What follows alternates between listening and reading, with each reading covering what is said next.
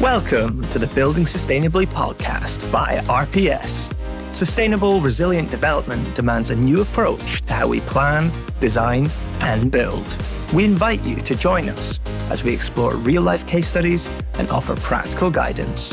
Here's your host, James Bowman.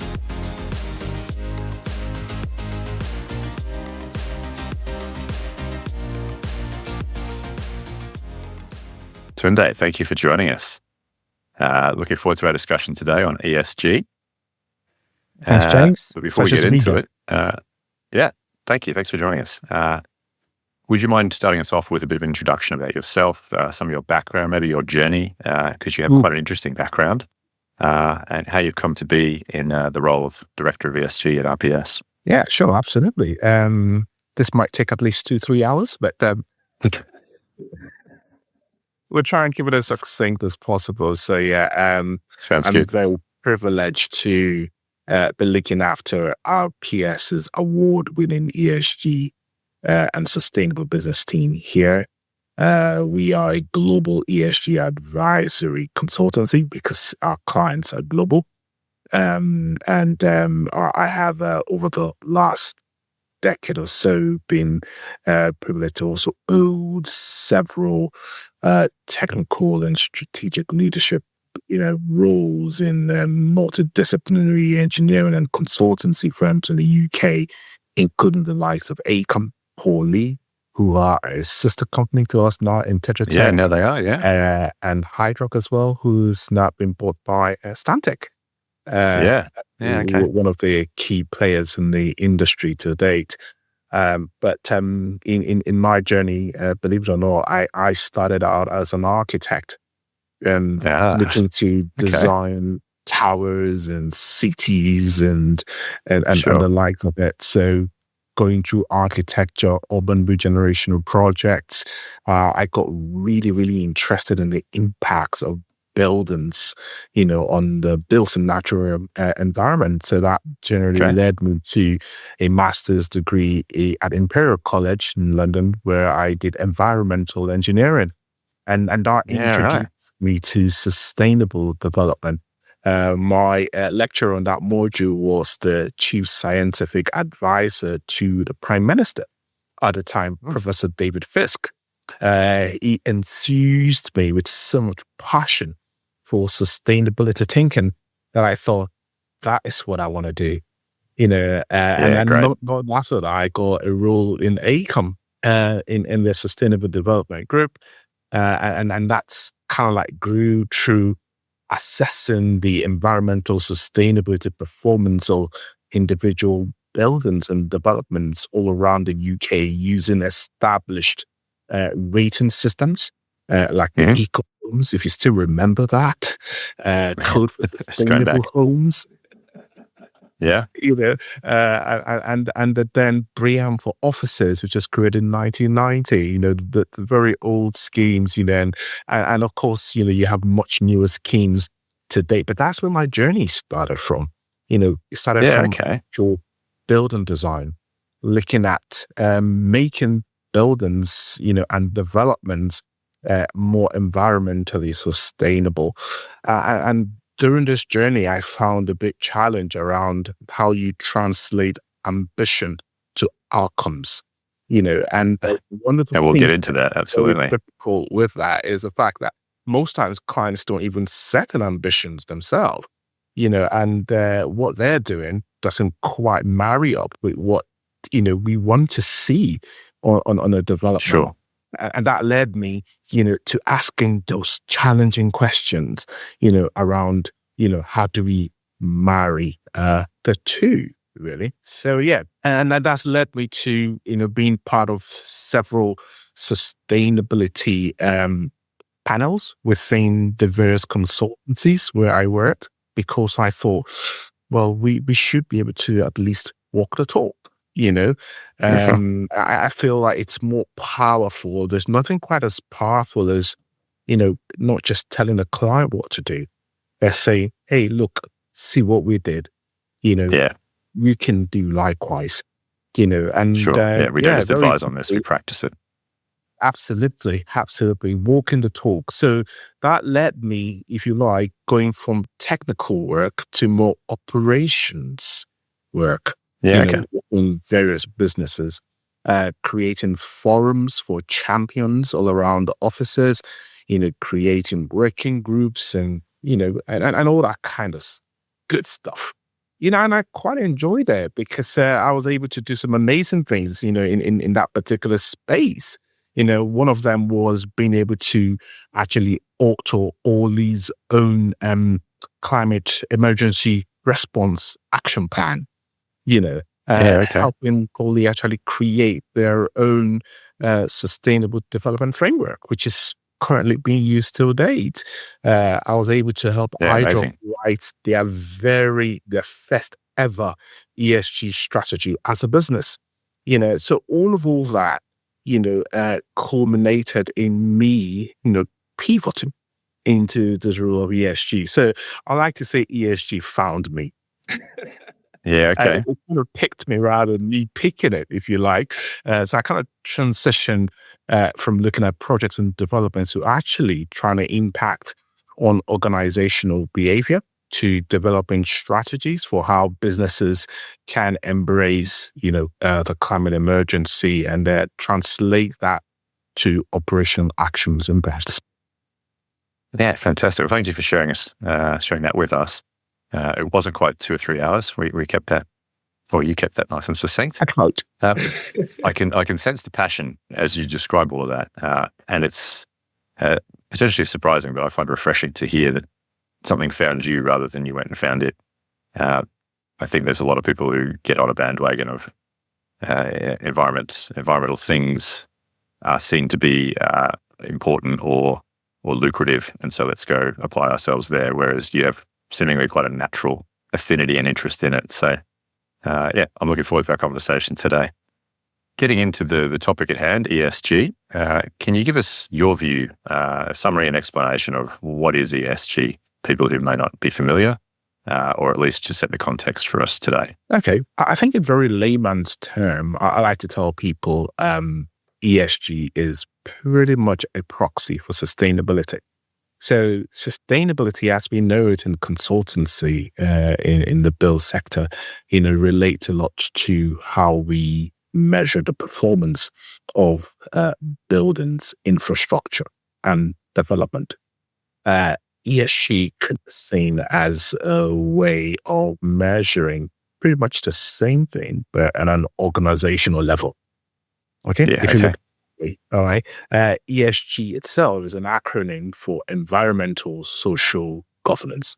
And as we know it, it was created by the United Nations about 2 decades ago.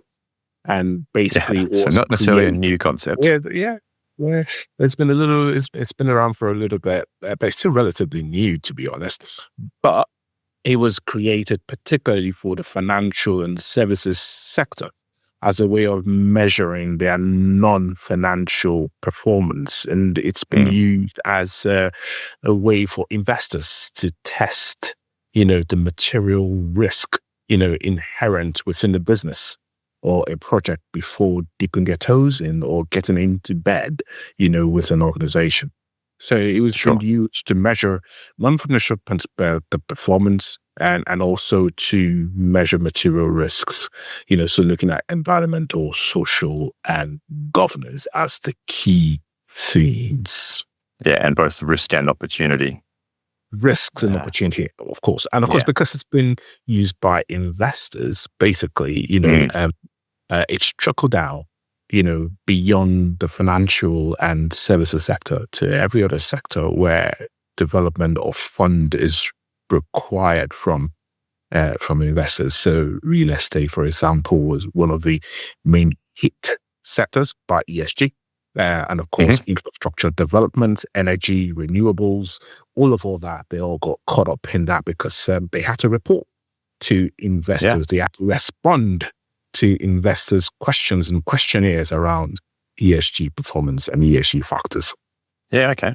And so starting at the start then, thinking the 20 years or so, while the phrase or the goals have been around, what have been some of the key milestones or evolution points that you've seen in your time? I think one of the most significant things I've seen is the fact that ESG is become a topical issue.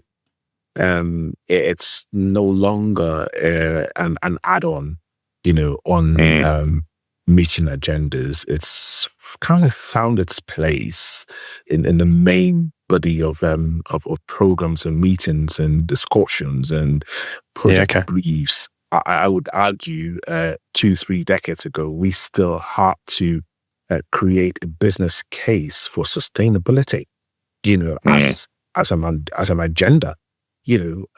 Already it's sold itself right now.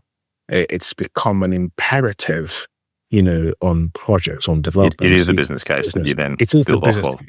Yeah, so that's significant, And one of the things I've also seen as well is sustainability and ESG having a sit, on the boards of organizations. Completely unheard of. We're having CSOs now, chief sustainability officers in major corporations and businesses, all around the world, showing, the importance that's been accorded, to that particular subject. So yeah, two big things that we have seen, in addition to the plethora of regulations, frameworks, and standards, all, pushing, the boundary of technical disclosure, of performance measuring, of reporting, it's just a lot. Yeah, it's exploding, isn't it? Waves of it, hitting the industry, hitting clients and businesses and, project delivery team. And it's been very exciting, to say the least. Okay. So building on that, what you've just finished with there, how it has exploded, how much there is in the marketplace right now, it would be quite easy for someone who's trying to start this process or trying to get engaged to feel fairly overwhelmed with everything coming at me. What do I do? Where would you recommend starting if you are either in a corporate role charged with drafting an ESG strategy, or potentially career-wise looking to make a transition into ESG? Some suggestions or advice on where to start? That's a really good question, James. And especially too there. What about careers, and what about if you've got the job already, but you need to draft the strategy? So tackle that how you will. All right, got that. So let's start with people that want to actually deliver ESG strategies. So as an organization, where do you start from? Right. I think more often than not, my advice usually is, let's start from where you are. All right. Let's understand, what you got as a baseline position, and then understand where you want to go from there, and then probably identify where the gaps are. Okay. What are the key focus areas? Okay. But beyond that, I always like to start with why. Why are you doing that in the first place? Right. And the reason for that is that if you're doing ESG, just for the purpose of responding to PR, pressures, or compliance, or clients, request, and it's not part of an intrinsic desire and recognition of a social purpose, it's going to fall apart very quickly. Sure. Okay. It's going to become a burden because it doesn't get properly integrated into the DNA of an organization. So understanding your why and how that, marries with an ESG strategy is really important. So we would probably typically start with something like a vision design workshop, to trash that out, set a very clear ambition, and then we then go on to the gap analysis, materiality assessments, and then the likes of it. For someone who wants to get involved in ESG as a career, again, I'll ask you why. Yeah. Why would you want to do it? And it's important, like you mentioned, James, to have the right passion and interest in any career, in order to flourish, in order to thrive, in order to be able to feel significant, and make any sort of reasonable impact or contribution, in the list. And if you're really interested in this, you need to find mentors, that are being where you are. Find people that you can tap on the shoulders, that can give you a bit of a hand holding. All right. So they're mentors, they're coaches, and personally as an individual, you've got to immerse yourself, in the trends, right? What's the history of ESG? What are the policies, the direction of travel? What are the pinch points for organization? What is the problem and challenge we are trying to solve? It might mean going to get a specialist master's degree in one of the related subjects, for example. He might be joining a professional body like IEMA, Institute of Environmental Management and Assessments, or any other related professional bodies in the build sector, and getting yourself immersed, in that subject matter and areas. Okay. There are lots of free webinars and seminars you could to upskill your knowledge as well, in many areas. Yeah, okay, some great advice there. You touched on earlier companies or organizations starting with their why and then building that into the DNA of their business. And I'd like to expand on that a bit more in terms of how have you seen businesses, or what have you seen, hopefully, where businesses have done it well and got that true connection or true integration of ESG and the business's DNA. Put it a different way, where does it go well and where did it not go well? All right. So that's another good question as well, and going a bit into more detail there as well. I think where it doesn't go well is particularly where it becomes a tick boxing exercise. And you find that the organization is basically trying to respond to compliance requirements as a minimum. So what is the list we can do to make this stuff disappear? Basically, care about this. I just want to be in the black. I don't want to get in the red. Sure.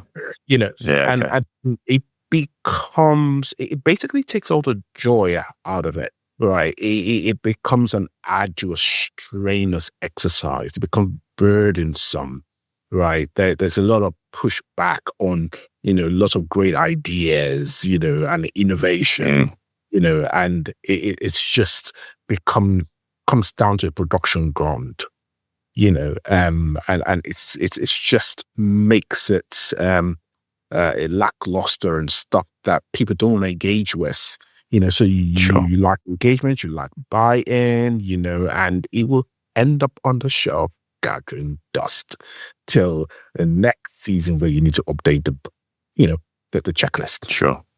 Okay. So that fails, clearly, and it doesn't do what it needs to do. An example where it is really successful is where, an ESG strategy is fully integrated into a business's operation. So basically, it's there, but it's not there. Right? Yeah, okay. Meaning, just effortless. It's effortless. It doesn't constitute an additional administrative burden or challenge for project managers, for operation unit leaders, for program managers, for various engineers, consultants, or employees, right? It's seamlessly introduced as part of the bottom line. Yeah, okay. Basically, and in order to do that, it can't just be top down.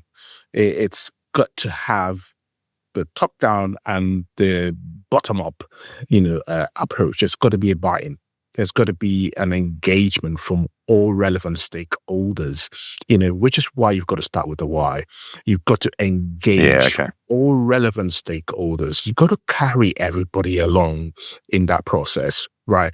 You've got to identify the things that matter the most to you, not just you as a decision maker, but to the interested parties, right? To the delivery parties, right, to funders, to your entire value chain, as a whole, and then you create a strategy, a vision that actually resonates with everyone. When you got that sense of ownership and buy-in, and it feeds into your organizational philosophy, your ambition, your actual core and DNA, effectively, it becomes who you are. Yeah, okay. This is expanding beyond ESG with a box around it. It is Correct. cultural transformation. Absolutely. And It's any who you cultural are. transformation It's the way you really do requires, it will require strong leadership. Absolutely. And it will require a very deliberate plan. We don't just send out some emails and hope people read them.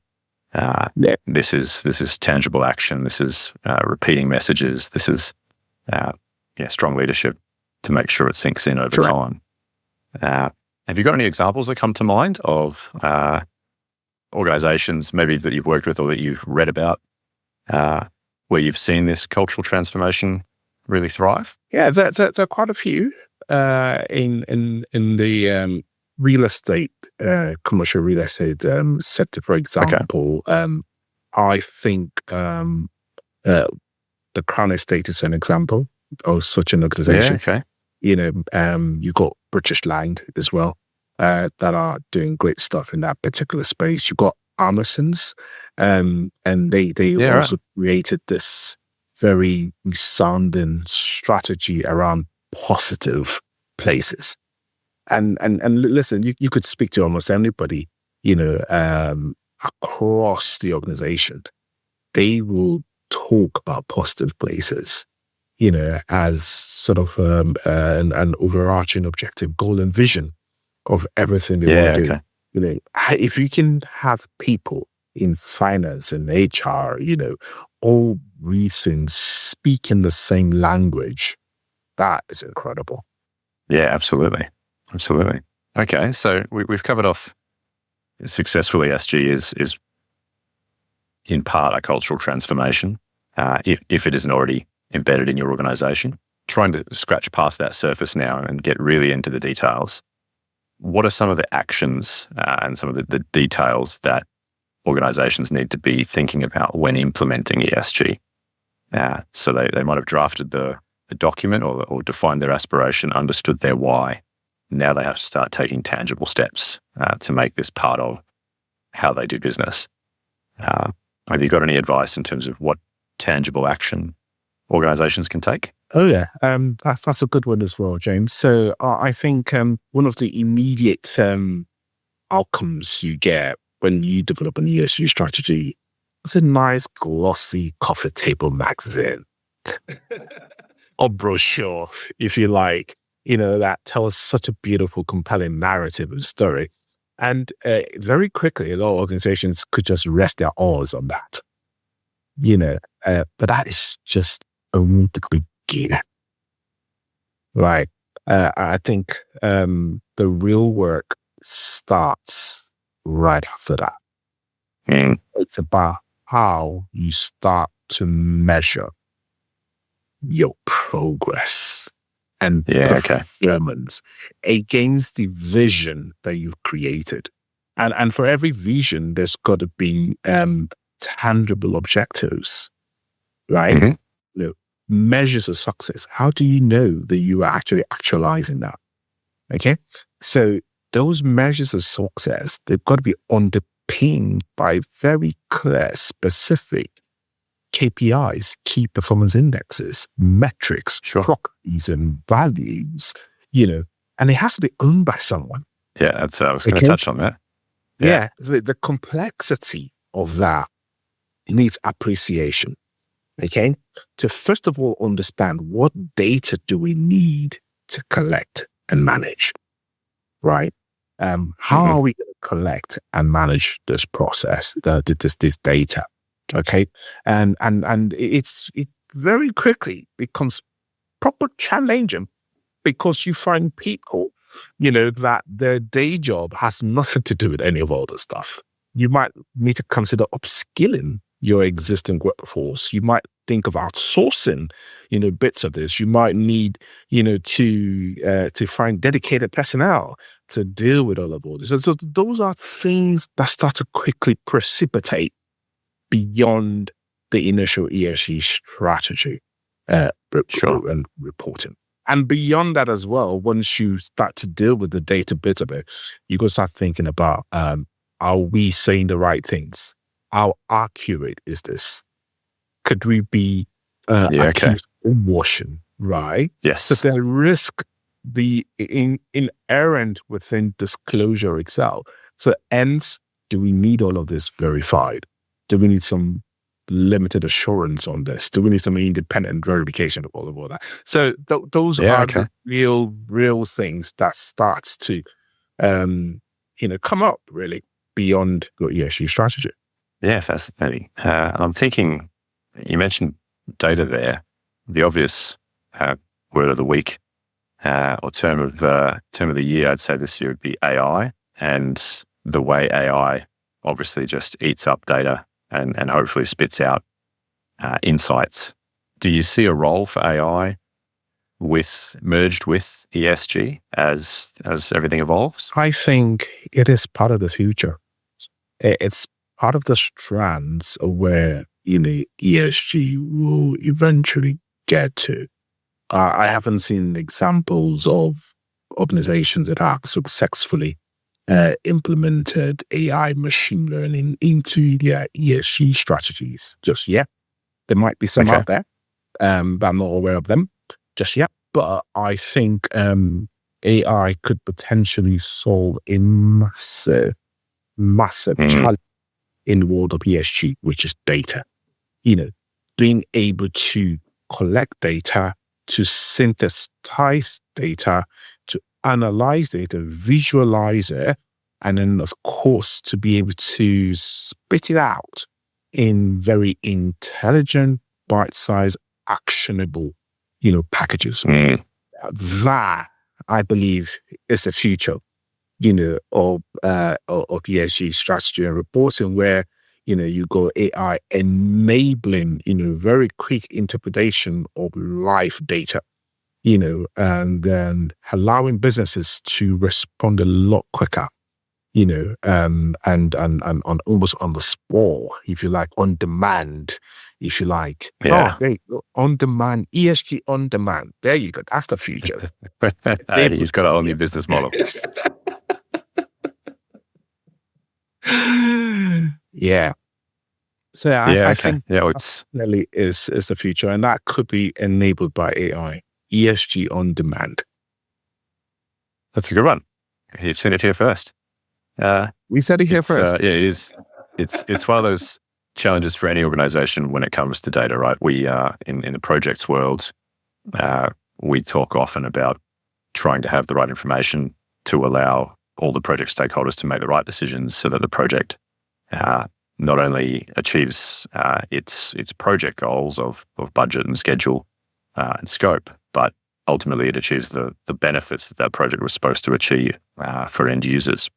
Without that data in a timely fashion, you're often waiting a month to get your monthly report, by which point the information's out of date. And ESG, I'm sure, no different. It'll be interesting to see as things like the Internet of Things, where everything is becoming digitized and has a sensor of some sort built in and can report. How do those sensors feed data into an ESG platform potentially? Like you say, giving you sort of an ESG report card on demand, instantaneous, here and now. And I'm sure there's organizations out there who are leading on these sorts of initiatives already. Oh, definitely.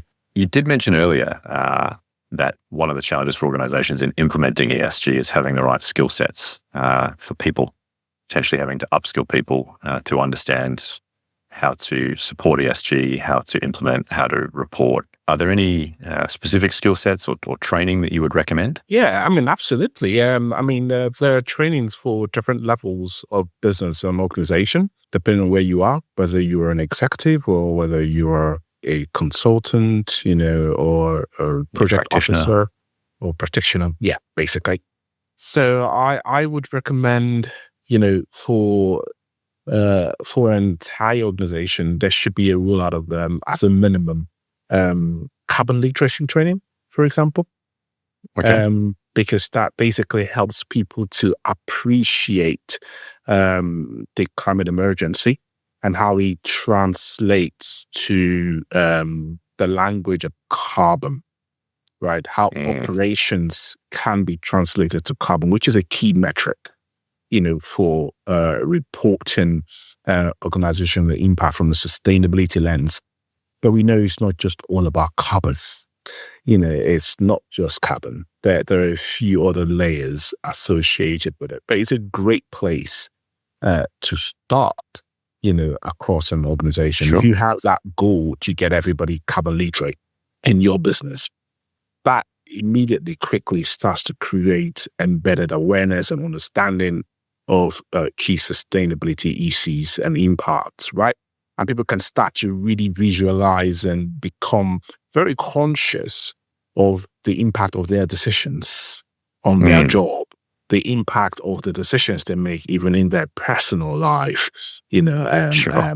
And I think for executives, it might be nice to step that up. For example, you got the Cambridge Institute of Sustainability Learning, CISL, where you could have, leadership and sustainability courses, to further embed, certain skills and understanding, in terms of sustainability and ESG. There is a supply chain sustainability school. Okay. SESS, I think. They got a suite of training modules, which I think I would recommend for any business, to sort of get involved with, and if either of those are a bit too much or unattainable or reachable, if you're small organizations, they can speak to a consultant, and that can come in and, create bespoke or tailored, training modules that are perhaps more appropriate for your organization. Size appropriate. Yeah. Yeah. Okay. So, There's some good advice in there. You did start touching on carbon being one piece of a big puzzle. It obviously plays a big part in sustainability, though. Is there anything, thinking across environment, social, and governance, how do you package that in your head, I guess? Are they three separate boxes, or is it one big box labeled ESG? That's a very, very good question, James. So I think I like to tell people that ESG is not spelled ESNG. It's not quite just that. It's so much more broader, and for all I care, ESG could be any mix of alphabets, you got X, Y, and Z. Or be X, Y, G, whatever you want to call it. Like I said at the beginning of this conversation is ESG is effectively a proxy for sustainability, right? And sustainability really is about purpose and outcomes, right? It's about needs of the present, needs of the future generations. It's about understanding our environmental limits. It's about embracing, our social purpose. And the key word there is stewardship, right? Yeah. Okay. And delivering, measurable, tangible, made to measure benefits as a business and an organization. Benefits to yourself, to your staff, employee, to your stakeholders, to your local communities, to society, and to the planet, as a whole. So for me, ESG really is around delivering long-term value or capitals, if you like. So you're talking about human capital, social capital, natural capital, physical capital, which is buildings, infrastructures, and all the things that supports that, and of course economic capital, right? Yeah. Okay. So it's how you slice and dice that, it's completely up to you, but ESG is a lot broader, than just the ESG. It's not just one box, right? It's tetrahedral, it's multi-faceted, and you got to embrace that. You got to understand and appreciate that, you can try and make it as simple as possible for you to be able to digest and interact with it, right? Sure. But prepared to build on that, year on year. Like I said, every organization needs to start from where they are. You take on too much too soon, you might fall into the trap of paralysis, because you're just inundated, by the weight and enormity of the task. But ESG is almost like a living organism. Wherever you start from, it will start to grow. You start to peel layers. There will be layers on it. Environmental, when we talk about carbon, people are thinking about energy.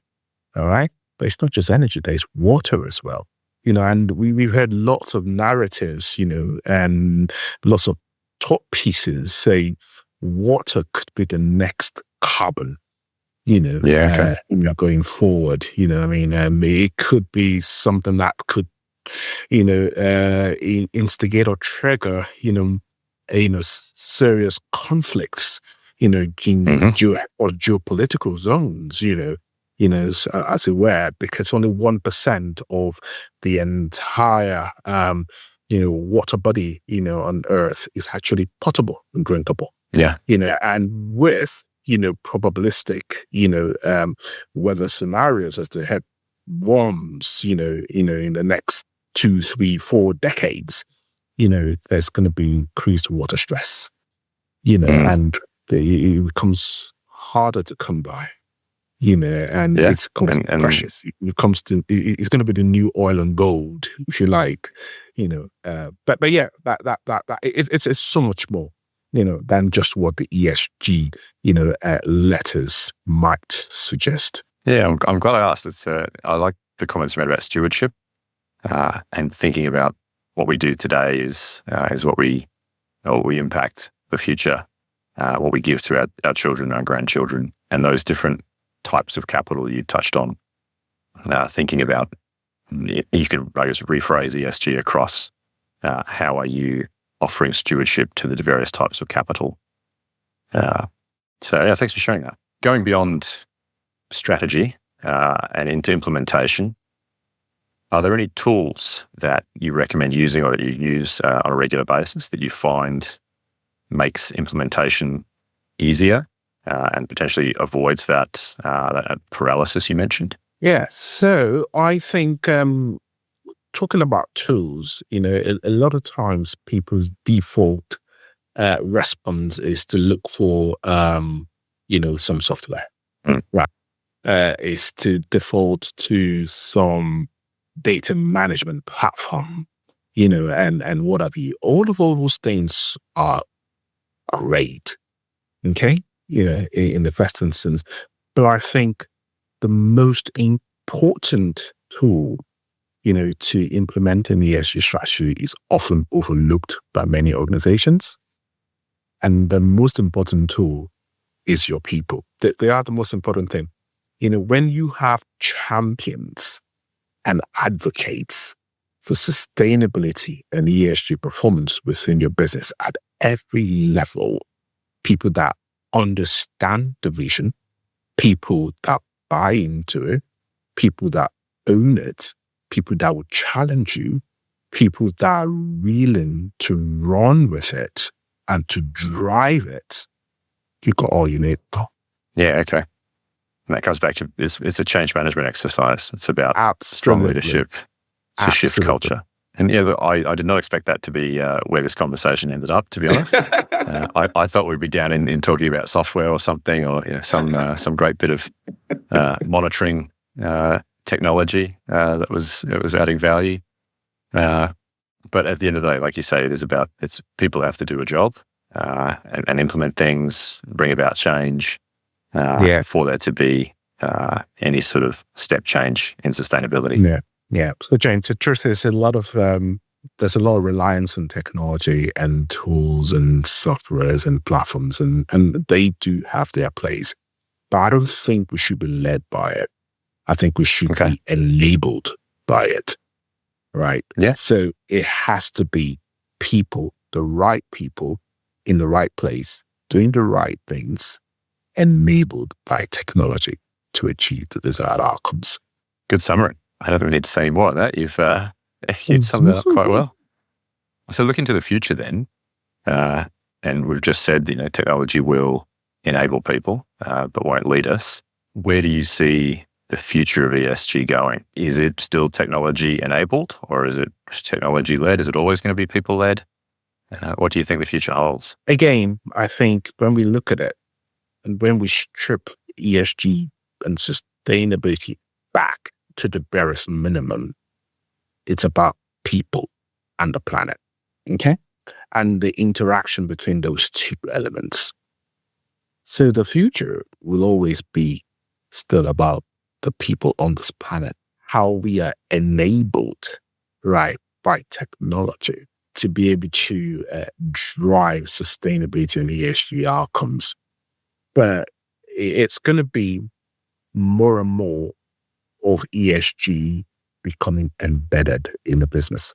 So like I said, the trends we're seeing, ESG sustainability becoming, part of the main agenda on projects, and in board meetings, we're seeing, chief sustainability with the offices in businesses, is to see more and more of that being embedded in a business.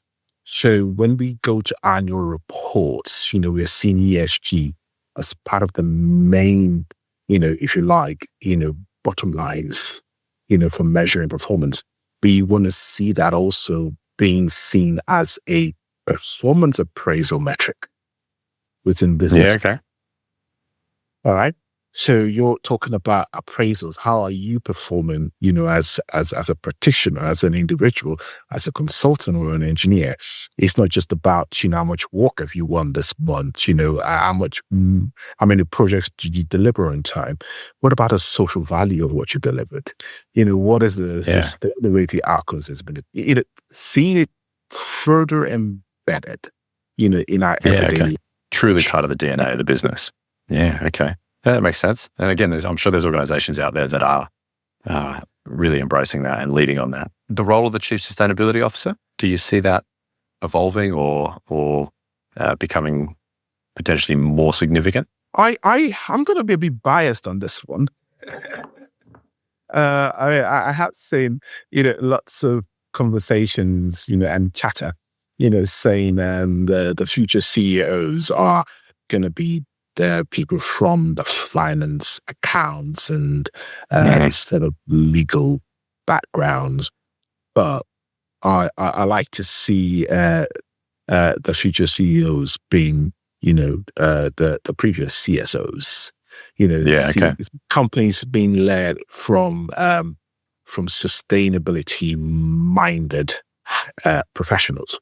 Sure. Because you're not biased to just legal compliance, or you're not biased to financial commercial performance, but you got a rounded interest, to see a holistic, performance, for people, for planet, for society, across the board.